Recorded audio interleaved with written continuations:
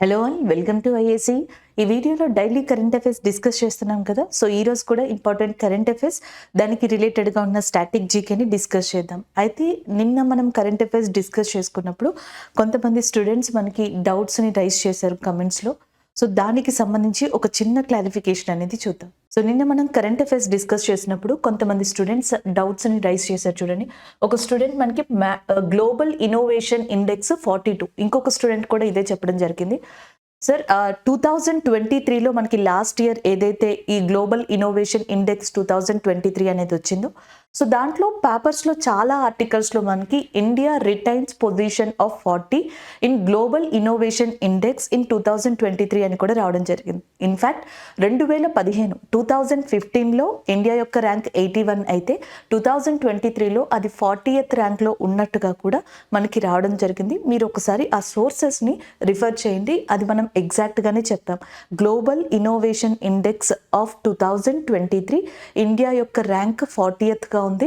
Out of 132 countries 2015లో 81 పొజిషన్లో ఉన్న India 2023లో ఈ ఇండెక్స్లో మనకి అట్లా 40thలోకి రావడం జరిగింది. దీన్ని world intellectual property organisation release చేసింది.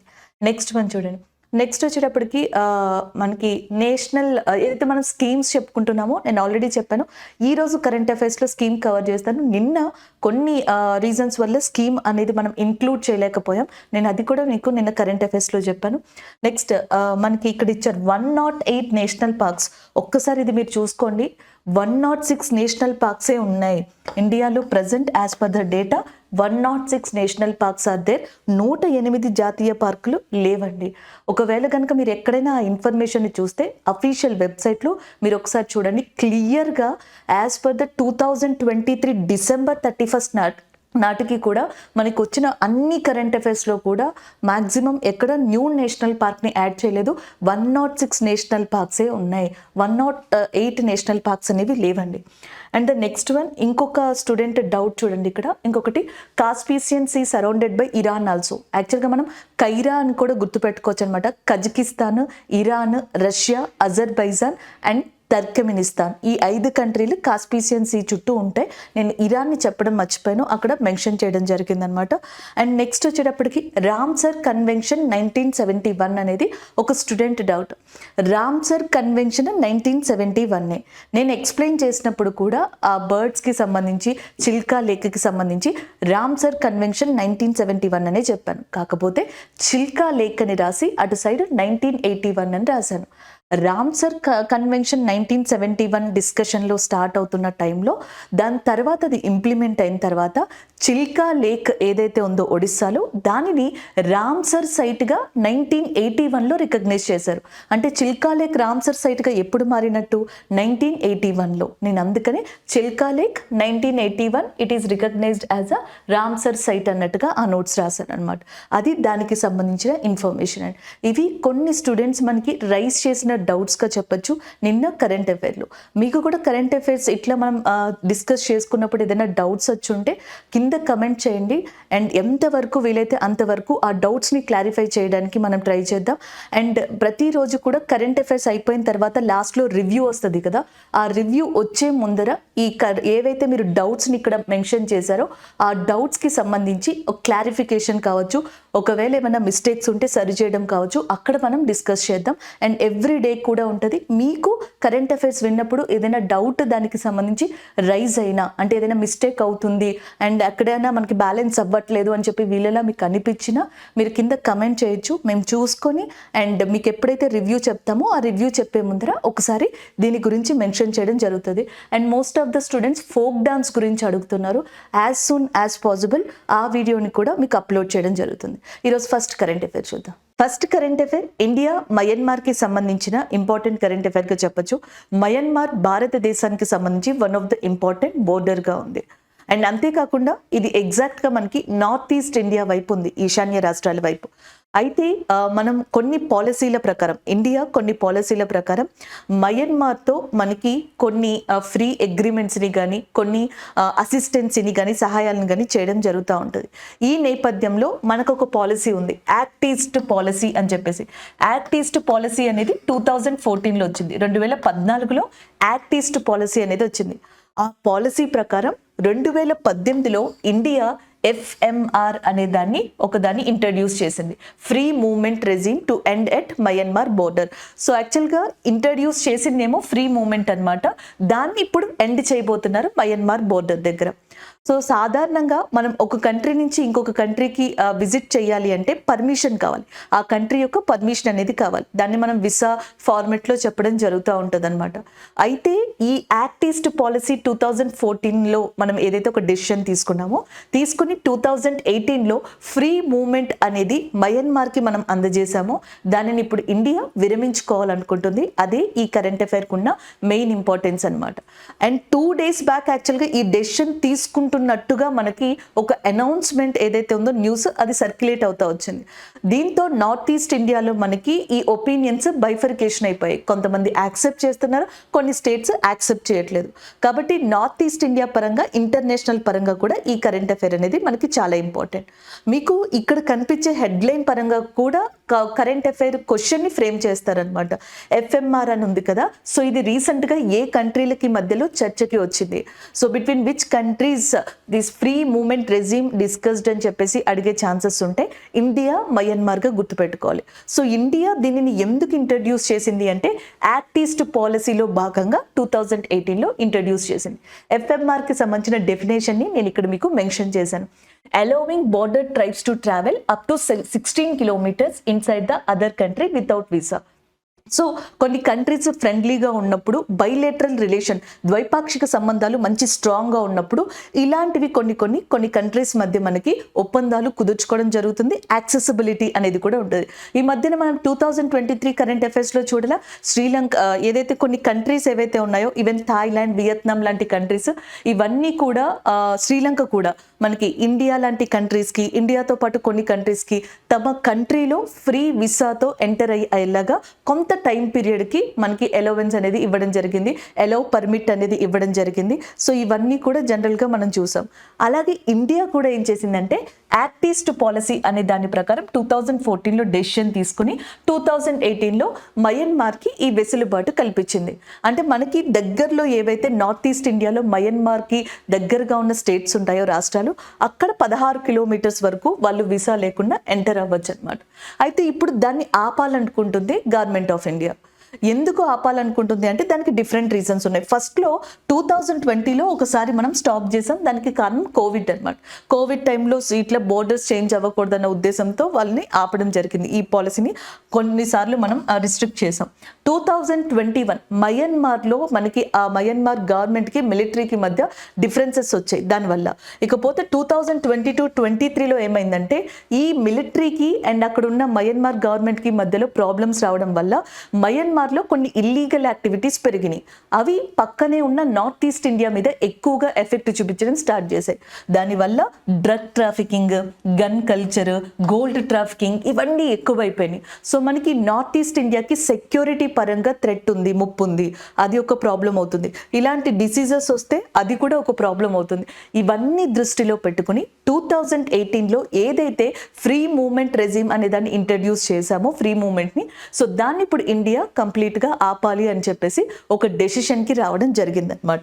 అది డెసిషన్కి వచ్చిన వెంటనే ఇండియాలోని ఎస్పెషల్లీ నార్త్ ఈస్ట్ ఇండియాలో కొన్ని స్టేట్స్ వ్యతిరేకించే, కొన్ని స్టేట్స్ యాక్సెప్ట్ చేశాయి.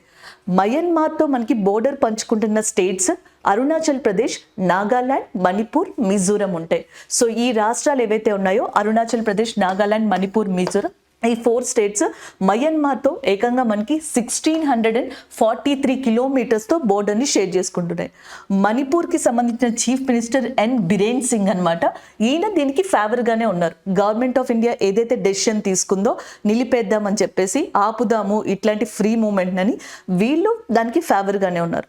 కాకపోతే ఎవరైతే మనకి మిజోరం చీఫ్ మినిస్టర్ ఉన్నారో, కొత్తగా అపాయింట్ అయ్యారు లాల్ దోహం, ఈయన కావచ్చు, లేకపోతే నాగాలాండ్కి సంబంధించిన చీఫ్ మినిస్టర్ రియో, అండ్ అలాగే అరుణాచల్ ప్రదేశ్కి సంబంధించిన పేమకందు వీళ్ళెవరూ కూడా ప్రజెంట్ యాక్సెప్టబుల్గా లేరు. వీళ్ళకి సంబంధించిన అబ్జెక్షన్స్ని వీళ్ళు రైజ్ చేయడం జరిగింది. ఇది కరెక్ట్ కాదు అని చెప్పేసి కూడా 2 కంట్రీస్కి వీళ్ళు చెప్పడం జరిగింది. మనకి చీఫ్ మినిస్టర్స్ అనేవాళ్ళు ఈ స్టేట్స్కి సంబంధించి అవసరం కాబట్టి గుర్తుపెట్టుకోండి. ఇండియా మయన్మార్కి సంబంధించి బోర్డర్ స్టేట్స్ ఏవి అంటే ఇవి. So total length 1643 kilometres. ఇండియాతో చాలా కంట్రీస్ బోర్డర్ షేర్ చేసుకుంటున్నాయి.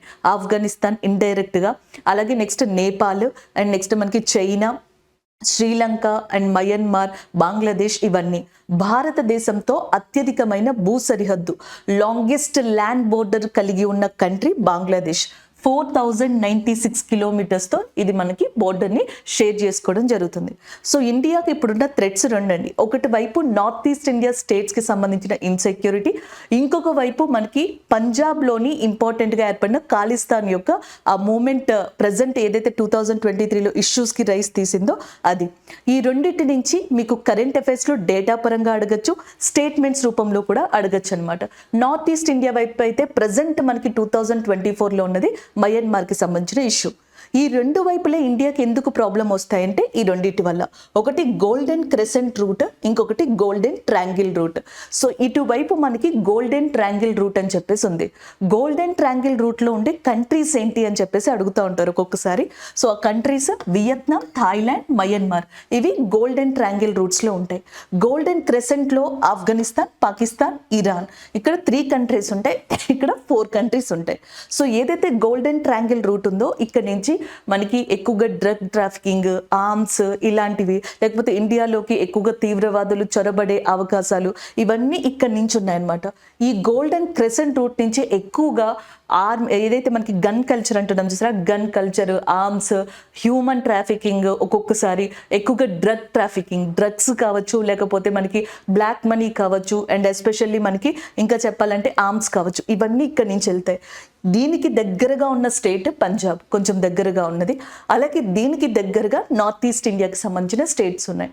ఇండియాకి ఇంటర్నల్గానే కాకుండా ఎక్స్టర్నల్గా వీటి వల్ల చాలా థ్రెట్ ఉందన్నమాట. అందుకే ఇక్కడున్న ఏరియాస్ని రక్షించుకోవాలంటే బోర్డర్స్ దగ్గర కొంచెం మనం రూల్స్ని స్ట్రిక్ట్గా అమలు పరచాల్సి ఉంటుంది. Apart from that friendly countries or friendly nations.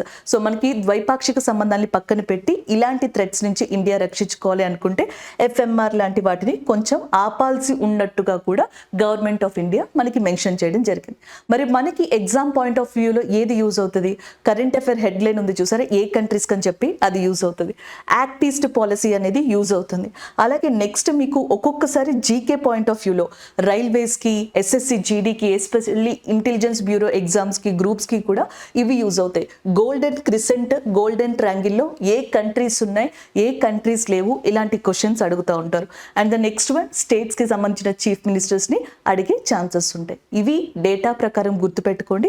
కష్టంగా ఉంది అనిపిస్తే మాత్రం ఫ్రీ మూమెంట్ రెజ్యూమ్ అనే దాన్ని ఇండియా రీసెంట్గా ఏ కంట్రీతో ఆపాలని చెప్పేసి డెసిషన్ తీసుకుంది అని చెప్పేసి అనుకుంటే దట్ ఈస్ అ మయన్మార్. ఆ కంట్రీని గుర్తుపెట్టుకోండి సింపుల్గా. లేదు మేము చదవగలము అనుకుంటే ఈ నోట్స్ని మీరు ప్రిపేర్ చేసుకోండి. అలాగే ఒకసారి యాక్ట్ ఈస్ట్ పాలసీకి సంబంధించిన ఇంపార్టెంట్ డీటెయిల్స్ని కూడా చూద్దాం. సో అలాగే యాక్ట్ ఈస్ట్ పాలసీ దీని ప్రకారమే కదా మనకి ఎఫ్ఎంఆర్ యాక్ట్ అనే దాన్ని, ఎఫ్ఎంఆర్ అనే దాన్ని తీసుకొచ్చారు కదా. సో ఇందులో మనకి యాక్ట్ ఈస్ట్ పాలసీ వచ్చేటప్పటికి 12th ఏషియన్ ఇండియా సమిట్, ఒకసారి ఇక్కడ చూడండి, 12th ASEAN India summit November 2014లో మయన్మార్లోనే జరిగింది, 2014లో. అప్పుడు డెసిషన్ తీసుకుని యాక్ట్ ఈస్ట్ పాలసీ అనే దాన్ని తీసుకొచ్చారనమాట.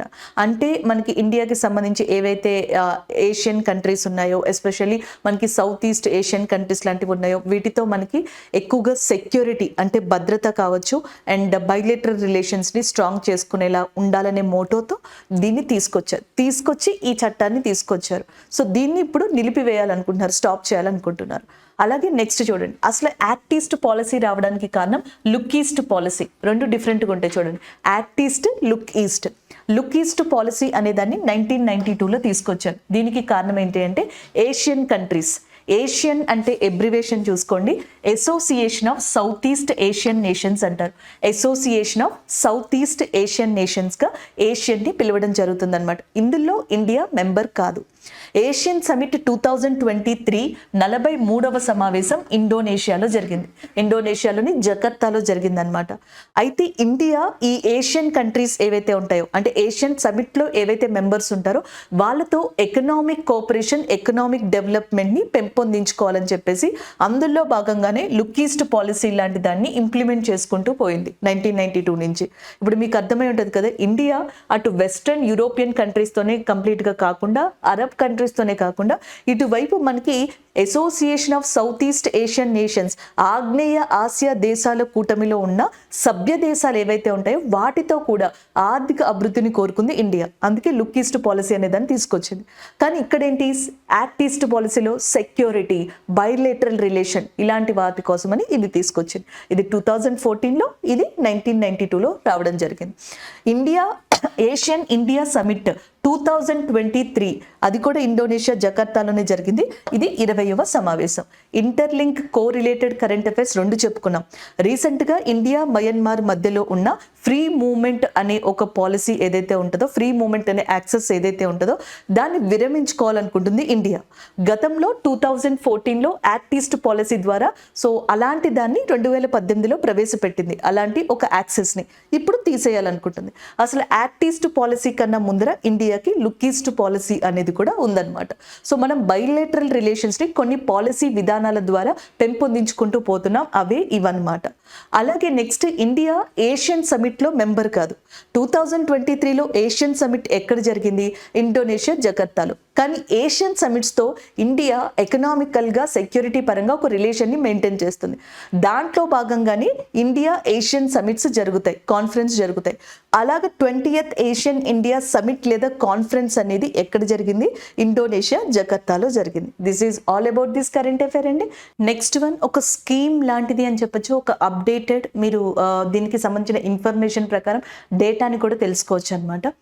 భారత్ మాల పరియోజన అనే దానికి సంబంధించి ఇది ఒక ఇనిషియేటివ్ అండి. భారత్ మాల పరియోజన ఇది మనకి 2 టైప్స్లో ఉంటుంది, phase 1 అండ్ phase 2. ఇప్పుడు మనం మాట్లాడేది ఓన్లీ phase 1కి సంబంధించి మాట్లాడుతున్నాం అనమాట. ఈ ప్రోగ్రామ్ని 2 phases-లో డిజైన్ చేశారు. ఇంకా phase 1 మనకి కంప్లీట్ అవ్వాల్సి ఉంది. phase 1 డెడ్ లైన్ వచ్చేటప్పటికి ఫస్ట్లో 1 ఇయర్ అనుకున్నారు, కాకపోతే రీసెంట్గా ఆ ఇయర్ యొక్క టైం పీరియడ్ని ఎక్స్టెండ్ చేయడం జరిగింది. భారత్ మాల పరియోజన అనే స్కీమ్ లేదా అనే ఒక ప్రపోజల్ని మనకి 2017లో ఇంట్రడ్యూస్ చేశారు. దీని ప్రకారం భారతదేశంలోని ఏవైతే ఎగ్జిస్టింగ్ రోడ్స్ ఉన్నాయో, రహదారులు ఉన్నాయో వాటి యొక్క ఇన్ఫ్రాస్ట్రక్చర్ని చేంజ్ చేయాలి. ఫస్ట్ ఇన్ఫ్రాస్ట్రక్చర్ని స్ట్రెంథన్ చేయాలి. గ్రీన్ ఎక్స్ప్రెస్ వే కారిడార్స్ని తీసుకురావాలి. అండ్ నెక్స్ట్ రోడ్స్ని పోర్ట్ వేస్తో కనెక్ట్ చేయాలి. ఓడరేవులు వచ్చే మార్గం ఉంటుంది కదా, వీటిని రహదారుల్ని కనెక్ట్ చేసుకోవాలి. ఇలాగ మనకి మోడ్రన్ టెక్నాలజీతో మన రోడ్స్ యొక్క ఇన్ఫ్రాని కావచ్చు, ఆ వేస్ని కావచ్చు కంప్లీట్గా చేంజ్ చేయాలి. అది phase 1 యొక్క ముఖ్య ఉద్దేశం. టార్గెట్ ఇయర్ అంతా ఒరిజినల్గా 2022, కాకపోతే మనకి ఇంకా ఆ phase 1 ప్రాజెక్ట్ అనుకున్న టైంకి కంప్లీట్ కాలేదు. అందుకని ఇప్పుడు ఆ డెడ్ లైన్ని ఎప్పటికి పెట్టుకున్నారంటే 2027కి పెట్టుకున్నారనమాట. క్వశ్చన్ ఎలా అడగచ్చు అంటే, భారత్ మాల పరియోజన అనే స్కీమ్ ఏ ఇయర్లో ఇంట్రడ్యూస్ అయింది? 2017. అయితే ఏ ఇయర్ నుంచి ఏ ఇయర్కి దాని టార్గెట్ ఇయర్ని మార్చారు అని అడుగుతారు. 2022 నుంచి 2027కి మార్చారు. ఏ మినిస్ట్రీ దీనిని మనకి అమలు పరుస్తుంది? Which ministry is introduced the scheme? Which ministry is monitoring the scheme? ఇట్లాంటి క్వశ్చన్స్ అడిగే ఛాన్స్ ఉంది. Ministry of roads and transportation and highways, జాతీయ రహదారులు, రోడ్లు మరియు రహదారులు అండ్ రవాణా మంత్రిత్వ శాఖకి సంబంధించిన ఏదైతే మినిస్ట్రీ ఉందో అదే దీని యొక్క మెయిన్ ఏజెన్సీగా వర్క్ చేస్తుంది. ఆ మినిస్ట్రీకి హెడ్గా లేదా మినిస్టర్గా నితిన్ గడ్కరీ గారు ఉన్నారు. నేను ఆల్రెడీ చెప్పాను కదా, దీని యొక్క ముఖ్య ఉద్దేశం infrastructure, multi modal integration, coastal and port connectivity, వీటినన్నిటినీ కూడా పెంపొందించడం. 2023కి మనకు వచ్చిన డేటా ప్రకారం వీళ్ళు అనుకున్న దాంట్లో 42% కంప్లీట్ చేశారు. అంటే మొత్తానికి 15,045 కిలోమీటర్ల వరకు భారత్ మాల యొక్క టార్గెట్ని కంప్లీట్ చేయడం జరిగిందనమాట. దానికి సంబంధించిన కరెంట్ అఫైర్ ఇది. నెక్స్ట్ వన్ చూద్దాం. So next current affair environmental పరంగా అంటే పర్యావరణం పరంగా, దాంతో పాటుగా మీకు నార్మల్గా కూడా నేషనల్ రిలేటెడ్గా ఈ కరెంట్ అఫైర్ యూజ్ అవుతుంది.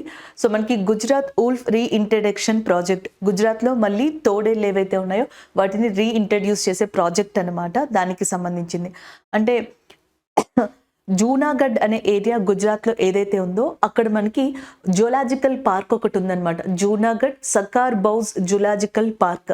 సో ఇక్కడి నుంచి దాదాపుగా మనకి ఒక 10 ఊల్స్ని గుజరాత్లోని వైల్డ్ ఏరియా ఏదైతే ఉంటుందో ఫారెస్ట్ ఏరియా, సో దాంట్లోకి ఇంట్రడ్యూస్ చేయబోతున్నారనమాట. దానికి సంబంధించిన కరెంట్ అఫైర్ ఇది. ఇలా వరల్డ్లో యుఎస్ఏ చేసిందంటండి ఈ సేమ్ కైండ్ ఆఫ్ ఇంట్రడక్షన్ని. యుఎస్ఏ చేసింది. యుఎస్ఏ తర్వాత ఇప్పుడు మనం ఇండియాలోని గుజరాత్లో దీన్ని ఫస్ట్ టైం ఇంట్రడ్యూస్ చేయబోతున్నారనమాట. దానికి సంబంధించిన కరెంట్ అఫైర్ ఇది. సో ఈ తోడేళ్ళు ఏవైతే ఉన్నాయో ఇండియాలో మనకి 2 టైప్స్లో లభిస్తాయంట. There is a 2 variety of species in వూల్ఫ్స్గా చెప్తున్నారు. ఒకటి గ్రే వూల్ఫ్ అని చెప్పేసి ఉంటుంది. ఇది పెనిన్సులర్ రీజియన్లో ఎక్కువగా కనిపిస్తుందంట, ద్వీపకల్ప ప్రాంతం. ద్వీపకల్ప ప్రాంతమే కాకుండా గుజరాత్, మధ్యప్రదేశ్, ఈవెన్ కొన్ని చోట్ల ఉత్తరప్రదేశ్లో అక్కడక్కడ ఇది కనిపిస్తుందని చెప్తారు. బట్ మెయిన్గా ద్వీపకల్ప ప్రాంతంలో కనిపిస్తుంది. Next one Himalayan wolf. ఇది మనకి హిమాచల్ ప్రదేశ్, లడాక్, హిమాచల్ ప్రదేశ్లో లాహోల్ అండ్ స్పితి అనే ప్రదేశంలో, లడాక్లో ఎక్కువగా కనిపించడం జరుగుతుంది. అంటే మనకి తోడేళ్ళు ఏవైతే ఉంటాయో వాటిని తిరిగి అడవుల్లోకి ప్రవేశపెట్టడం, ఇలాగా ఒక బ్రీడింగ్ సెంటర్ నుంచి తీసుకెళ్లి డైరెక్ట్గా మనకి అడవుల్లో ప్రవేశపెట్టే పద్ధతిని ఇండియాలో ఫస్ట్ టైం ఈ వూల్ఫ్స్ తోడేళ్ళకి సంబంధించి గుజరాత్ ఇంట్రడ్యూస్ చేయబోతుంది. అండ్ ప్రపంచంలో ఇలాంటిది చేసి సక్సెస్ అయిన కంట్రీ యుఎస్ఏ అని ఈ ఆర్టికల్స్లో మనకి మెన్షన్ చేశారనమాట న్యూస్ పేపర్లో. అండ్ ద నెక్స్ట్ వన్ కనుక చూసుకున్నట్టయితే 2 వెరైటీస్ ఆఫ్ స్పీషియస్ ఇందులో మనకి ఇండియాలో అవైలబుల్ ఉంటాయి, అంటే కనిపిస్తాయి. గ్రే ఒకటి, హిమాలయన్ ఒకటి. అలాగే గుజరాత్ యొక్క చీఫ్ మినిస్టర్ భూపేంద్ర పటేల్ గారు, గుజరాత్ యొక్క గవర్నర్ ఆచార్య దేవ్వ్రత్ గారు. అలాగే నెక్స్ట్ వచ్చేటప్పటికి మనకి ప్రపంచంలో చాలా సంస్థలు, చట్టాలు, అలాగే ఇండియాలో కూడా సంస్థలు, చట్టాలు జంతువులని, ఈ యానిమల్స్ని, వైల్డ్ యానిమల్స్ని, స్పీషియస్ని కాపాడే పనిలో ఉంటాయి. అవి ఏం చేస్తాయంటే కొన్ని యానిమల్స్ ఏమవుతుందంటే మనకి వాటి సంఖ్య సడన్గా డ్రాస్టిక్గా తగ్గిపోతుంది. ఎగ్జాంపుల్ స్పారో, పిచ్చుకలు. సో మనకి చాలా రేర్, అరుదు ఇంకా కనిపించడం అనేది. డైనోసర్స్ అవి అంతరించిపోయాయి మొత్తానికి. సో ఇట్లా చూసుకున్నట్టయితే కొన్ని యానిమల్స్ పాపులేషన్ని బట్టి మనం వాటిని సాగ్రిగేట్ చేయాల్సి ఉంటుంది. మనకి IUCN అని చెప్పేసి ఒక అంతర్జాతీయ సంస్థ ఉందన్నమాట. International union for conservation of nature అని చెప్పేసి IUCN అనేది ఉంది. ఇదేం చేస్తుందంటే ప్రపంచంలో ఉన్న యానిమల్స్ ఎలాంటి పొజిషన్లో ఉన్నాయి, డేంజరస్గా ఉన్నాయా, అండ్ అంతరించిపోవడానికి దగ్గరగా ఉన్నాయా, సేఫ్గా ఉన్నాయా, ఎక్స్టింక్టా, ఎండేంజర్డా, వల్నరబుల్లా, ఇలాంటి కేటగిరీలను మెయింటైన్ చేస్తూ రెడ్ డేటా బుక్ అనేది మెయింటైన్ చేస్తుంది. ఆ రెడ్ డేటా బుక్లో యానిమల్స్ యొక్క సంఖ్య, పొజిషన్ని బట్టి వాటిని ఒక కేటగిరీలో పెడుతుంది. అలా మనకి ఇండియాకి సంబంధించిన తోడేళ్ళు ఉన్నాయి కదా, 2 వెరైటీస్. ఒకటేమో మనకి గ్రే ఉల్ఫ్, ఇంకొకటి హిమాలయన్ ఉల్ఫ్. గ్రే ఉల్ఫ్ వచ్చేటప్పటికి IUCN రెడ్ లిస్ట్ ప్రకారం లీస్ట్ కన్సర్న్లో అది లొకేట్ అయి ఉందన్నమాట. అలాగే వైల్డ్ లైఫ్ ప్రొటెక్షన్ యాక్ట్, వన్యప్రాణి సంరక్షణ చట్టం 1972లో దీన్ని తీసుకొచ్చారు. దీని ప్రకారం షెడ్యూల్డ్ 1లో ఉంది. నెక్స్ట్ వన్ సైట్స్ వచ్చేటప్పటికి మనకి ఇది convention of international trade of endangered species అంటాం. Convention of international trade for endangered స్పీషియస్గా సైట్స్ అనే దాన్ని చెప్తాం. దీంట్లో మనకి ఫస్ట్ చాప్టర్లోనే ఈ యానిమల్ ఏదైతే ఉందో దీనిని మెన్షన్ చేశారనమాట. దీని యొక్క హెడ్ క్వార్టర్స్ వచ్చేటప్పటికి జెనీవా, స్విట్జర్లాండ్లో ఉంది. అలాగే నెక్స్ట్ హిమాలయన్ వుల్ఫ్ని IUCN రెడ్ లిస్ట్ వల్నరబుల్, దయనీయమైన పరిస్థితికి సంబంధించిన కేటగిరీలో దీన్ని ఉంచడం జరిగింది. ఇది లీస్ట్ కన్సర్న్లో లొకేట్ అయి ఉంది. ఇండియాలో IUCN రెడ్ లిస్ట్లో చాలా యానిమల్స్ ఉన్నాయి. 2023లో ఎక్కువగా న్యూస్లో కనిపించినవి ఎల్విరా ర్యాట్, కోండనా ర్యాట్, మల్బార్ సీవియట్, పూనుగు పిల్లి అని చెప్పేసి అంటాం. మల్బార్ సీవియట్, కోండనా ర్యాట్, ఎల్విరా ర్యాట్ ఇవన్నీ కూడా కనిపించడం జరుగుతుంది. ఆంధ్రప్రదేశ్ శేషాచలం అడవులు అంటాం కదా, ఆంధ్రప్రదేశ్ శేషాచలం హిల్స్ దగ్గర, శేషాచలం ఫారెస్ట్ దగ్గర, అలాగే నెక్స్ట్ మనకి వెస్టర్న్ ఘాట్స్ దగ్గర ఈ పూనుగు పిల్లి, మల్బార్ సీవియట్ అనేది ఎక్కువగా కనిపిస్తూ ఉంటుంది. So this is all about this current affair అండి, గుజరాత్కి సంబంధించింది. సో నెక్స్ట్ కరెంట్ అఫైర్ ఒక MOUకి సంబంధించి, ఒప్పందానికి సంబంధించి అని చెప్పొచ్చు. Khadi and village industry commission, khadi మరియు గ్రామ పరిశ్రమల కమిషన్ KVIC ఏదైతే ఉందో అది రీసెంట్గా ఒక సంస్థతో ఒప్పందాన్ని కుదుర్చుకుంది. ఆ సంస్థ పేరు quality council of India. Quality council of India khadi village industry commission రెండూ కలిసి ఒక ఒప్పందాన్ని కుదుర్చుకున్నాయి. అదేంటి అంటే మనకి ఖాదీ ప్రొడక్ట్స్ ఉంటాయి కదా, వాటికి ఒక లేబుల్ని ఏర్పరచడానికి, ఆ లేబుల్ ఏమని చెప్పేసి ఏర్పరుస్తారంట, made in India. So made in India అనే ఒక లేబుల్ని ఏర్పరచడానికి ఖాదీ ప్రొడక్ట్స్కి khadi and village industries commission quality council of India తోటి రీసెంట్గా ఎంఓయూని కుదుర్చుకోవడం జరిగింది ఒప్పందాన్ని. And that is about this current affair. అలాగే next khadi village industry commission ఉంది చూసారా, ఇది ఒక స్టాట్యూటరీ బాడీ, చట్టబద్ధమైన సంస్థగా దీన్ని చెప్పొచ్చు అనమాట. దీన్ని 1956 ఆ ప్రాంతంలో ఎస్టాబ్లిష్ చేశారు. సో దాని తర్వాత నెక్స్ట్ 2 సార్లు దీన్ని అమెండ్ చేయడం కూడా జరిగింది అనమాట, సవరించడం కూడా జరిగింది. అది ఖాదీ విలేజ్ ఇండస్ట్రీ కమిషన్కి సంబంధించిన మెయిన్ ఇన్ఫర్మేషన్గా చెప్పొచ్చు. మనకి directive principles of state policy అని చెప్పేసి ఉంటాయి, ఆదేశిక సూత్రాలు అని చెప్పేసి అంటాం. ఇవి మనకి పార్ట్ 4 ఆఫ్ కాన్స్టిట్యూషన్లోని పార్ట్ 4లో ఉంటాయి. ఆర్టికల్ మనకి 36 నుంచి అండ్ 51 దాకా, ఆర్టికల్ 36 నుంచి 51 మధ్యలో డిపిఎస్పి ఆదేశిక సూత్రాలు పార్ట్ 4లో మనకి ఈ ఆర్టికల్స్ అనేవి ఉంటాయి. ఇవన్నీ 3 కేటగిరీస్ కింద విడగొట్టబడతాయి. ఒకటి వచ్చేటప్పటికి సామాజికవాద సూత్రాలు which is called as socialist principles అంటాం. ఇంకొకటి గాంధేయవాద సూత్రాలు, గాంధీయన్ ప్రిన్సిపల్స్ అంటాం. అండ్ ఇంకొకటి లిబరల్ కి సంబంధించిన ప్రిన్సిపల్స్గా చెప్పొచ్చు. ఈ గాంధీయన్ ప్రిన్సిపల్స్ ఏవైతే ఉంటాయో సో వీటిలో విలేజెస్ని, నెక్స్ట్ కాటేజ్ ఇండస్ట్రీస్ని, ఇలాంటి వాటిని ప్రమోట్ చేయాలని కూడా ఉంటుంది అనమాట. సో ఇక్కడ మనకి ఖాదీ అనేది especially khadi and village industry commission కాబట్టి, సో ఈ విలేజ్ ఇండస్ట్రీస్ గురించి మాట్లాడుతున్నాం కాబట్టి జస్ట్ నేను ఇది యాడ్ చేసి మీకు చెప్పడం జరిగింది. సో నెక్స్ట్ కరెంట్ అఫైర్ చూద్దాం. నెక్స్ట్ కరెంట్ అఫైర్ వచ్చేటప్పటికి మనకి ఒక హిస్టారికల్ ఇంపార్టెన్స్కి సంబంధించింది, రీసెంట్గా దాన్ని కనుగొనడం జరిగింది. గోవాలో రీసెంట్గా మనకి ఏదైతే మహాదేవ ఆలయం అనేది ఉందో అక్కడ 10వ శతాబ్దానికి సంబంధించిన 10th సెంచరీకి సంబంధించిన, అది కూడా కదంబులు లేదా కదంబాస్ అనే ఏదైతే రాజ్యవంశం ఉంటుందో వాళ్ళకి సంబంధించిన ఇన్స్క్రిప్షన్ని కనుగొన్నారు. అదే ఇక్కడ కరెంట్ అఫైర్. 10వ శతాబ్దానికి సంబంధించిన కాదంబరుల యొక్క ఏదైతే ఒక ఇన్స్క్రిప్షన్ శాసనం అనేది కన్నడ మరియు సంస్కృతంలో రాయబడిందో దానిని గోవాలో ఇటీవల కనుక్కున్నారు. So 10th century Kadamba inscription written in Kannada Sanskrit found in Goa. So అదే ఇక్కడ మనకి చెప్తున్నారనమాట. ఎక్కడ బయలుపడింది అంటే మహాదేవ ఆలయం. సో ఈ ఇన్స్క్రిప్షన్లో ఏమని మెన్షన్ చేసిందంటే కాదంబులు ఎవరైతే ఉన్నారో వీళ్ళు 2 టైప్స్లో ఉన్నారంట, 2 సెక్ట్స్ అనమాట. మొదటిగా వీళ్ళు కర్ణాటకాన్ని పరిపాలించారు, కర్ణాటకలో కొంత ప్రాంతాన్ని. దాని తర్వాత నెక్స్ట్ లేటర్ కాదంబాస్ అనొచ్చు, లేదా ఇంకొక సెక్ట్ కాదంబుల్లో వీళ్ళు గోవా దగ్గర ఉన్న ప్రాంతాన్ని పరిపాలించారు. అండ్ అంతేకాకుండా మనకి చాళుక్యాస్కి వీళ్ళు ఒక ఫ్యూడేటరీ సామంతులుగా కూడా చాలా రోజులు ఉన్నారంట. అండ్ నెక్స్ట్ గోవాతో పాటుగా బెల్గాం లాంటి రీజియన్స్లో కర్ణాటకలో వీరి పరిపాలన ఉన్నట్టుగా కూడా చెప్తున్నారు. వాళ్ళలో one of the important person Gundaiah అని చెప్పేసి, ఈయన వాళ్ళ ఫాదర్కి సంబంధించి ఏదో ఒక ఏమంటారు ఆక్యుపేషన్ ఏదైతే ఒకదాన్ని మనకి సాధించాలన్న ఉద్దేశంతో, ఒక ప్రాంతాన్ని తీసుకోవాలన్న ఉద్దేశంతో ఆయన ఫైట్ చేశారని, ఆ ఫైట్లో ఆయన చనిపోయారని, ఇలాంటి కథనాంతటిని ఆయన విక్టరీని ఆయన ఫాదర్ వాయిస్లోనే ఈ ఇన్స్క్రిప్షన్లో రాయడం జరిగింది అన్నట్టుగా చెప్పడం జరిగింది అనమాట. అంటే ఒక తండ్రి కోరిక తీర్చాలి అని చెప్పేసి ఒక పర్సన్ ఎలాంటి విజయాన్ని సాధించారు, సాధించి ఎలా చనిపోయారు అనే ఒక మొత్తం ఈ కంప్లీట్ స్టోరీని ఈ ఇన్స్క్రిప్షన్లో మెన్షన్ చేయడం జరిగినట్టుగా చెప్తున్నారు. గోవా యొక్క పర్యావరణవేత్త ఎన్వైరన్మెంటలిస్ట్ అయిన రాజేంద్ర కేర్కర్ గారు ఎవరైతే ఉన్నారో ఆయన ఫస్ట్ దీన్ని ఐడెంటిఫై చేశారట. చేసి సో దాని తర్వాత ఇన్ఫర్మేషన్ ఇచ్చిన తర్వాత ఈ ఇన్స్క్రిప్షన్ని బయటకు తీసుకురావడం జరిగింది. ఇది కింగ్ జయసింహ 1 టైం పీరియడ్లో ఎలా అయితే ఇన్స్క్రిప్షన్స్ ఉంటాయో సేమ్ అదే విధంగా ఈ ఇన్స్క్రిప్షన్స్ అనేవి ఉన్నట్టుగా చెప్తున్నారు ఈ శాసనాలు. నెక్స్ట్ వన్, గోవా యొక్క చీఫ్ మినిస్టర్గా ప్రమోద్ సావంత్ గారు ఉన్నారు. గోవా యొక్క గవర్నర్గా పి శ్రీధరన్ పిల్లయ్ గారు ఉన్నారు. గోవాలో మనకి ఇంపార్టెంట్గా వచ్చిన ఫోక్ డాన్స్ జానపద నృత్యాలు ధాలో, మాందో, సువారి అండ్ ఫుగ్డి. ఫుగ్డి అనే ఫోక్ డాన్స్ మనకి మహారాష్ట్ర అండ్ గోవాలో కూడా ఫేమస్ అని చెప్పొచ్చండి. అండ్ అవి కాకుండా అంటే Dhalo is a very famous folk dance in Goa ఏరియాగా చెప్పొచ్చు. This is all about this current affair. So next current affair డేకి సంబంధించిందిగా చెప్పొచ్చు. ఇక్కడ మీరు చూడొచ్చు, world day of war orphans. So మనకి ప్రపంచ యుద్ధ అనాథల దినోత్సవం. యుద్ధం కారణంగా చాలా మంది చిన్నపిల్లలు తమ తల్లిదండ్రుల్ని కోల్పోవాల్సిన పరిస్థితి ఇప్పుడు వచ్చింది. గతంలో కూడా అది కంటిన్యూ అవుతా ఉందన్నమాట. సో గతంలో ఉంది ఆల్రెడీ, ఇప్పుడు కూడా అది కంటిన్యూ అవుతా ఉంది. అండ్ ఎస్పెషల్లీ మీరు చూడొచ్చు 2023లో the worst year for this kind of people. ఇలాంటి వాళ్ళకి లాస్ట్ ఇయర్ ఒక వర్స్ట్ ఇయర్గా కూడా మనం చెప్పడం కాదు, యునిసెఫ్ సంస్థ చెప్తుంది. ప్రపంచవ్యాప్తంగా మనకి చిన్న పిల్లల యొక్క ఎడ్యుకేషన్ కావచ్చు, లేకపోతే ఇలాంటి వాళ్ళకి సంబంధించిన బాగోగులు కావచ్చు, ఈ ప్రొటెక్షన్ అంతా చూసుకునేది యునిసెఫే. దీని యొక్క హెడ్ క్వార్టర్స్ న్యూయార్క్లో ఉందన్నమాట. యునిసెఫే డైరెక్ట్గా ఒక స్టేట్మెంట్ని పాస్ చేసింది. 2023 is the worst year for and children especially who are in that war situations అని చెప్పేసి. రష్యా ఉక్రెయిన్ యుద్ధంలో కూడా చాలా మంది పిల్లలు తమ తల్లిదండ్రుల్ని కోల్పోయారు యుద్ధ నేపథ్యంలో.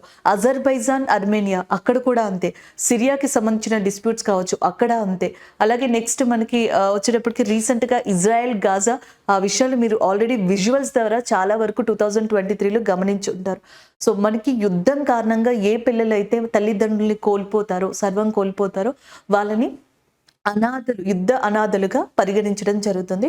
సో వాళ్ళకి సంబంధించి జాన్ 6 అనేది వరల్డ్ డే ఆఫ్ వార్ ఆర్ఫన్స్గా తీసుకురావడం జరిగింది. ఈ సంవత్సరం థీమ్ వచ్చేటప్పటికి ఆర్ఫన్ లైఫ్స్ మ్యాటర్. సో వాళ్ళ యొక్క జీవితం అనేది చాలా ముఖ్యం, అదే అర్థం వచ్చేలాగా థీమ్ని తీసుకొచ్చారు. ఈ థీమ్ని ఎక్కడి నుంచి ఇన్స్పైర్ అయ్యారంటే యుఎస్ఏలో ఒక మూమెంట్ జరిగిందంట. సో ఆ మూమెంట్లో మనకి బ్లాక్ లైఫ్స్ మ్యాటర్ అని చెప్పేసి ఒక థీమ్ లాంటిది, స్లోగన్ లాంటిది రైజ్ చేశారు. దాని నుంచే మనకి ఇప్పుడు world day of war orphans కి సంబంధించిన థీమ్ ఆర్ఫన్ లైఫ్స్ మ్యాటర్ అనే దాన్ని తీసుకొచ్చారనమాట. ఇది మనకి మెయిన్ థీమ్గా ఉంది, గుర్తుపెట్టుకోండి, ఆర్ఫన్ లైఫ్స్ మ్యాటర్స్ అనేది. నెక్స్ట్ వన్, మామూలుగా మనకి కొన్ని రిపోర్ట్స్ 2023 ఎండింగ్లో వచ్చిన రిపోర్ట్స్ ప్రకారం చూసుకుంటే ఆసియాలో దాదాపుగా 61 మిలియన్ పిల్లలు అనాథ పిల్లలుగా మిగిలిపోయారు, కేవలం ఇట్లా ప్రపంచ యుద్ధాల కారణంగా, అంటే యుద్ధ పరిస్థితుల కారణంగా. అలాగే ఆఫ్రికాలో 52 మిలియన్లు, యూరప్లో 7.3 మిలియన్స్, లాటిన్ అమెరికా, కరేబియన్ ప్రాంతాలలో 10 మిలియన్ దాకా ఇలా మనకి ప్రపంచ యుద్ధ అనాథ పిల్లల కేటగిరీలోకి రావడం జరిగింది. అండ్ 2023లో యునిసెఫ్ ఇండియా సంస్థ ఆయుష్మాన్ ఖురానా అనే ఎవరైతే బాలీవుడ్ సెలబ్రిటీ ఉన్నారో ఆయనని నేషనల్ అంబాసిడర్, యునిసెఫ్కి సంబంధించి నేషనల్ అంబాసిడర్గా ఇండియాలో అపాయింట్ చేసుకోవడం జరిగిందనమాట 2023లో. సో ఇది ఒక అప్డేట్గా కూడా మీరు గుర్తుపెట్టుకోవచ్చు. యునిసెఫ్ యొక్క హెడ్ క్వార్టర్స్ అనేది మనకి ఎక్కడ లొకేట్ అయి ఉందండి, న్యూయార్క్లో. అలాగే world day of war orphans అనేది ఎప్పుడు అంటే జాన్ 6. జాన్ 5 మీకు గుర్తుండే ఉంటుంది కదా. జాన్ 5 వచ్చేటప్పటికి మనకి పక్షులకి సంబంధించి జాతీయ పక్షుల గణనకి సంబంధించిన దినోత్సవంగా కూడా చెప్పుకున్నాం. పక్షుల దినోత్సవంగా నేషనల్ బర్డ్స్ డే అనేది జాన్ 5న సెలబ్రేట్ చేసుకుంటారు. అండ్ జాన్ 6 వచ్చేటప్పటికి world day of war orphans అనేది జాన్ 6న పరిగణించబడింది అనమాట. ఇది డేకి సంబంధించిన కరెంట్ అఫైర్ అండి. సో నెక్స్ట్ మనకి కరెంట్ అఫైర్స్ MCQ ఫార్మెట్లో డిస్కస్ చేస్తున్నాం కదా కొన్ని. సో అవి చూద్దాం. First one, who has become the acting chairman of National Legal Service Authority? దీన్నే నాల్సాగా చెప్పొచ్చు. నేషనల్ లీగల్ సర్వీస్ అథారిటీ అనే దానికి రీసెంట్గా యాక్టింగ్ చైర్మన్గా ఎవరిని అపాయింట్ చేయడం జరిగింది? ఎస్కే కౌల్, సంజీవ్ ఖన్నా, రీతురాజ్ అవస్థి, రేఖా శర్మ గారు మనకి నేషనల్ కమిషన్ ఫర్ విమెన్, జాతీయ మహిళా కమిషన్కి ప్రస్తుతం చైర్పర్సన్గా ఉన్నారు రేఖా శర్మ గారు. అలాగే నెక్స్ట్ రీతురాజ్ అవస్థి, ఈయన గురించి నేను చాలాసార్లు చెప్పాను. 22nd లా కమిషన్ ఏదైతే ఉందో దానికి చైర్పర్సన్గా ఉన్నారు Rituraj Awasthi. Next one, Sanjiv Khanna, S K Kaul garu ఇది వరకు నేషనల్ లీగల్ సర్వీస్ అథారిటీకి చైర్మన్గా ఉన్నారు. ఈయనని రీప్లేస్ చేస్తూ యాక్టింగ్ చైర్మన్గా సంజీవ్ ఖన్నా గారిని, అంటే కొంతకాలం వరకు మాత్రం సంజీవ్ ఖన్నా గారిని ఇటీవల చైర్మన్గా అపాయింట్ చేయడం జరిగింది నేషనల్ లీగల్ సర్వీస్ అథారిటీకి. ఆప్షన్ బి ఏదైతే ఉందో అది కరెక్ట్ ఆన్సర్ అవుతుంది. ఇకపోతే మనకి నేషనల్ లీగల్ సర్వీస్ అథారిటీ ఏదైతే ఉందో 1987 చట్టం ప్రకారం ఇది స్టార్ట్ అయింది. లీగల్ సర్వీస్ అథారిటీ యాక్ట్ 1987 కింద నాల్సాని ఎస్టాబ్లిష్ చేశారు. It is headed by chief justice of India. ప్రస్తుతం మనకి చీఫ్ జస్టిస్ ఆఫ్ ఇండియాగా చంద్రచూడ్ గారు ఉన్నారనమాట. అండ్ నెక్స్ట్ వచ్చేటప్పటికి రీసెంట్ అపాయింట్మెంట్స్లో కొన్ని, అంటే మనం అసలు ఇవి డిస్కస్ చేయలేదు, వీటిని నేను ఎప్పుడు రిపీట్ చేయలేదండి, అందుకని నేను ఇక్కడ రిపీట్ చేస్తున్నాను. బాంబే స్టాక్ ఎక్స్చేంజ్కి ప్రజెంట్ మనకి కొత్త పర్సన్గా చైర్పర్సన్గా ప్రమోద్ అగర్వాల్ గారు రీసెంట్గా అపాయింట్ అయ్యారు డిసెంబర్ మంత్లో. మ్యాక్స్ లైఫ్ ఇన్సూరెన్స్కి చైర్మన్గా రాజీవ్ ఆనంద్ గారు అపాయింట్ అవ్వడం జరిగింది. సో అవి మనం అసలు రిపీట్ చేయని అపాయింట్మెంట్స్. సో నెక్స్ట్ వన్ చూడండి, where has the beach games 2024 launched. So beach games 2024 అనేది ఫస్ట్ టైం జరుగుతుంది ఇండియాలో. ఎక్కడ స్టార్ట్ చేశారు? గోవాలోనా, తమిళనాడు, లక్షద్వీప, డామన్ అండ్ డయూనా. సో ఆన్సర్ వచ్చేటప్పటికి డయ్యూ. సో డయ్యూలో రీసెంట్గా మనకి బీచ్ గేమ్స్ 2024 అనేవి లాంచ్ చేయడం జరిగింది. ఆల్రెడీ స్టార్ట్ అయిపోయినాయి అనమాట. ఆప్షన్ డి అనేది ఇక్కడ కరెక్ట్ ఆన్సర్ అవుతుంది. ఈ సంవత్సరం ఖేలో ఇండియా యూత్ గేమ్స్ అనేవి ఎక్కడ మనకి జరగబోతున్నాయంటే తమిళనాడులో జరగబోతున్నాయి. రీసెంట్గా లక్షద్వీప్ ప్రాంతాన్ని విజిట్ చేసిన person prime minister Narendra Modi గారు. అంతేకాకుండా కొచ్చిన్ లక్షద్వీప్ మధ్యలో మనకి ఒక కేబుల్ ఏమంటారు ప్రాజెక్ట్ అనే దాన్ని కూడా మనకి సీ కేబుల్ ప్రాజెక్ట్ అంటాం, దాన్ని కూడా ఇనాగ్రేట్ చేశారు ప్రైమ్ మినిస్టర్ నరేంద్ర మోదీ గారు. అలాగే నెక్స్ట్ కనుక మనం చూసినట్టయితే ఇంకొంత ఇన్ఫర్మేషన్ ఇక్కడ చూడొచ్చు. మనకి డయ్యూలో గోగ్లా బీచ్ అని చెప్పేసి ఉంది. ఈ గోగ్లా బీచ్ అనే ప్రాంతంలో మనకి ఇప్పుడు ఈ గేమ్స్ అనేవి స్టార్ట్ అయ్యాయి. 4th నుంచి 11th జాన్ మధ్యలో ఇవి జరుగుతాయి. Beach kabaddi, beach boxing, beach volleyball, beach soccer, mallakhamb, tug of war, sea swimming ఇలాంటి గేమ్స్ అన్ని కూడా దీంట్లో కండక్ట్ చేస్తారు. ఆల్రెడీ మీకు తెలిసిందే ఫిఫా ఏదైతే మనకు ఉందో ఫిఫా కప్ 2026 అనేది కెనడా, మెక్సికో, యుఎస్ఏ మనకి నిర్వహించడం జరుగుతుంది. అలాగే ఒలింపిక్స్ గేమ్స్కి వచ్చేటప్పటికి 2024లో ప్యారిస్లో, 2028లో లాస్ ఏంజల్స్లో, 2032లోనేమో బ్రిస్బెన్లో జరగబోతున్నాయి. ఇకపోతే 2026 ఇవి వింటర్ ఒలింపిక్స్ అండి. ఇప్పుడు నేను చెప్పేది వింటర్ ఒలింపిక్స్. ఇవి ఎక్కడ జరగబోతున్నాయంటే ఇటలీలో. 2026 2026కి సంబంధించి ఇటలీలో మనకి వింటర్ ఒలింపిక్స్ అనేవి జరుగుతాయి. మిగిలినవి ఏవైతే ఉన్నాయో అవి 2024లో ప్యారిస్లో, 2028 లాస్ ఏంజల్స్, 2032లో బ్రిస్బెన్లో జరగబోతున్నాయి అన్నమాట. సో ఇవి దీనికి రిలేటెడ్గా మనం చెప్పుకునే కొంత ఇన్ఫర్మేషన్గా చెప్పొచ్చు. సో నెక్స్ట్ కరెంట్ అఫైర్ చూడండి, who has become the first women director general of Maharashtra. మహారాష్ట్రకి డీజీపీగా ఒక పర్సన్ రీసెంట్గా అపాయింట్ అయ్యారు. కాకపోతే ఒక రికార్డ్ ఏంటంటే she is the first women director general of Maharashtra. మహారాష్ట్రకి ఒక విమెన్ డీజీపీ అపాయింట్ అవ్వడం అనేది ఫస్ట్ టైం అంట. సో ఆమె ఎవరు అని అడుగుతున్నారు. నీనా సింగ్, వీరలక్ష్మి, శివా చౌహాన్, రష్మి శుక్లా గారుగా ఉన్నారు. నీనా సింగ్ వచ్చేటప్పటికి మనం చెప్పుకున్నాం రాజస్థాన్ నుంచి ఉన్న ఫస్ట్ విమెన్ ఐపీఎస్ ఆఫీసర్ ఆమె. అంతేకాకుండా రీసెంట్గా సెంట్రల్ ఇండస్ట్రియల్ సెక్యూరిటీ ఫోర్స్ అనే దానికి ఫస్ట్ విమెన్ డైరెక్టర్ జనరల్గా కూడా ఆమె అపాయింట్ అయ్యారనమాట. నెక్స్ట్ వన్ వీరలక్ష్మి గారు. ఇండియాలో అంబులెన్స్కి సంబంధించి ఫస్ట్ విమెన్ డ్రైవర్ అని చెప్పేసి అంటాం కదా, సో ఆమె వీరలక్ష్మి గారు అనమాట. నెక్స్ట్ శివా చౌహాన్ గారు, కెప్టెన్ శివా చౌహాన్ గారు మనకి సియాచిన్ హిమానీ నదం, సియాచిన్ గ్లేషియర్ ఏదైతే ఉందో సో అక్కడ అపాయింట్ అయిన ఫస్ట్ విమెన్ కూడా శివా చౌహాన్ గారు. రష్మి శుక్లా గారు, సో ఈమె లాస్ట్ ఇయర్ మార్చ్ మంత్లో సహస్ర సీమా బల్కి డైరెక్టర్ జనరల్గా అపాయింట్ అయ్యారు. సో రీసెంట్గా ఇప్పుడు మనకి మహారాష్ట్రకి డైరెక్టర్ జనరల్ ఆఫ్ పోలీస్ అనమాట, డీజీపీ ఆఫ్ మహారాష్ట్రగా అపాయింట్ అవ్వడం జరిగింది. ఆప్షన్ డి అనేది ఇక్కడ మనకి కరెక్ట్ ఆన్సర్ అవుతుంది.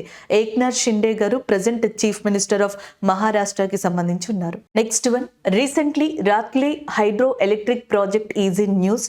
Project located in Ratle hydro electric power project ఏదైతే ఉందో అది న్యూస్లో ఉందంట. అది ఎక్కడుంది అని అడుగుతున్నారు. జమ్మూ కాశ్మీర్, గుజరాత్, మధ్యప్రదేశ్, ఉత్తరాఖండ్. సో అది ఉన్నది మనకి జమ్మూ కాశ్మీర్లో. Option A is the correct answer. Jammu కాశ్మీర్లోని కిస్తావర్ డిస్టిక్ ఏదైతే ఉందో సో ఈ కిస్తావర్ జిల్లాలో Ratle hydro electric power project అనేది లొకేట్ అయింది. ఆప్షన్ ఏ అనేది మనకి ఇక్కడ కరెక్ట్ ఆన్సర్ అవుతుంది. జమ్మూ కాశ్మీర్ యొక్క లెఫ్టినెంట్ గవర్నర్గా మనోజ్ సిన్హా ఉన్నారు, అది ఒకటి మీరు గుర్తుపెట్టుకోవచ్చు. అండ్ నెక్స్ట్ ఇది న్యూస్లో ఉండడానికి కారణం ఏంటంటే రాజస్థాన్కి సంబంధించిన పవర్ సప్లై అగ్రిమెంట్ అనమాట. రాజస్థాన్ ఊర్జా ఏదైతే ఉందో మనకి Urja limited and IT services, ఇది మనకి జమ్మూ కాశ్మీర్లోని రాత్లే హైడ్రో ఎలక్ట్రిక్ ప్రాజెక్ట్తో ఒక ఒప్పందాన్ని కుదుర్చుకుంది. ఈ ప్రాజెక్ట్ నుంచి రాజస్థాన్కి పవర్ని సప్లై చేసేలాగా లేదా రాజస్థాన్కి సంబంధించి ఎనర్జీ రిసోర్సెస్ని ఇచ్చేలాగా 40 yearsకి సంబంధించి ఒక ఒప్పందాన్ని కుదుర్చుకోవడం జరిగిందనమాట. రాత్లే అనేది మనకి చీనాబ్ రివర్ ఉంది కదా, ఈ చీనాబ్ రివర్ మీద కన్స్ట్రక్ట్ చేయబడింది. దానికి సంబంధించిన కరెంట్ అఫైర్ ఇదండి. గుజరాత్లో ఇంపార్టెంట్గా ఉన్నది మనకి సర్దార్ సరోవర్ డ్యామ్గా చెప్తాం. సర్దార్ సరోవర్ డ్యామ్ని నర్మదా నది మీద కన్స్ట్రక్ట్ చేశారనమాట. ఉత్తరాఖండ్లో గంగా నది మీద తెహ్రీ డ్యామ్ అనేది ఉంది. ఇది భారతదేశంలోనే హైయెస్ట్ డ్యామ్గా చెప్తారు. The highest dam in India, Tehri dam, which is constructed on Ganga river and located in Uttarakhand. So next one చూడండి, who has launched the tur dal procurement portal. So మనకి తుర్దాల్ ప్రొక్యూర్మెంట్ పోర్టల్ అనే దాన్ని ఎవరు లాంచ్ చేశారని అడుగుతున్నారు. నరేంద్ర సింగ్ తోమార్ గారు, నరేంద్ర మోదీ గారు, అమిత్ షా గారు అండ్ నిర్మలా సీతారామన్ గారు.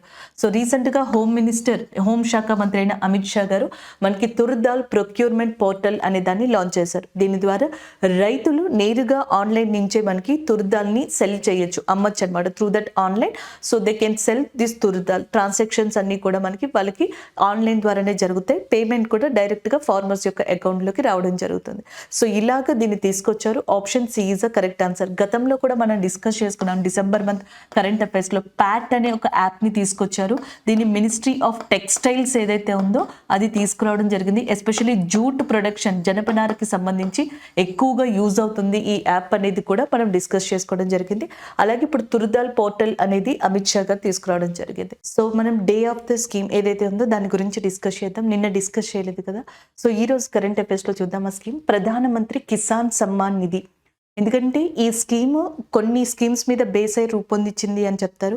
దీన్ని మనకి మెయిన్గా తీసుకుని చాలా రాష్ట్రాలు డిఫరెంట్ స్కీమ్స్ని రైతుల కోసం ప్రవేశపెట్టాయి. ప్రధానమంత్రి కిసాన్ సమ్మాన్ నిధి పథకం, దీన్ని ఎప్పుడు స్టార్ట్ చేశారు? లాంచింగ్ డేట్ అనేది చాలా ఇంపార్టెంట్ ఎగ్జామ్ పాయింట్ ఆఫ్ వ్యూలో. 24 ఫిబ్రవరి 2019లో దీన్ని లాంచ్ చేశారు. ఇది ఎవరి మినిస్ట్రీ కింద ఉంటుంది అంటే మనకి మినిస్ట్రీ ఆఫ్ అగ్రికల్చర్, వ్యవసాయ మంత్రిత్వ శాఖ. ప్రస్తుతం అర్జున్ ముండా గారు ఎవరైతే ఉన్నారో, అర్జున్ ముండా గారు, సో ఈయన మనకి మంత్రిత్వ శాఖకి హెడ్గా ఉన్నారు. ఇదివరకు నరేంద్ర సింగ్ తోమార్ ఉన్నారు. సో ఇప్పుడు చేంజ్ అయిందంటే ఒకసారి అప్డేట్ చూసుకోండి, మీరు కూడా రిఫర్ చేసుకోండి. మినిస్ట్రీ ఆఫ్ అగ్రికల్చర్కి అర్జున్ ముండా గారు వ్యవసాయ శాఖ మంత్రిగా ఉన్నారు. సో ఈ శాఖ మంత్రి యొక్క ఆధ్వర్యంలోనే ఈ స్కీమ్ అనేది మానిటరింగ్ చేయబడుతుంది. సో నెక్స్ట్ వచ్చేటప్పటికి మనకి దీనికి సంబంధించిన డీటెయిల్స్ తెలుసుకోవాలనుకుంటే ప్రధానమంత్రి కిసాన్ మొబైల్ యాప్ అనే దాన్ని కూడా డెవలప్ చేశారు. దీన్ని ఎవరు డెవలప్ చేశారు? National informative centres in collaboration with ministry of electronics and information technology.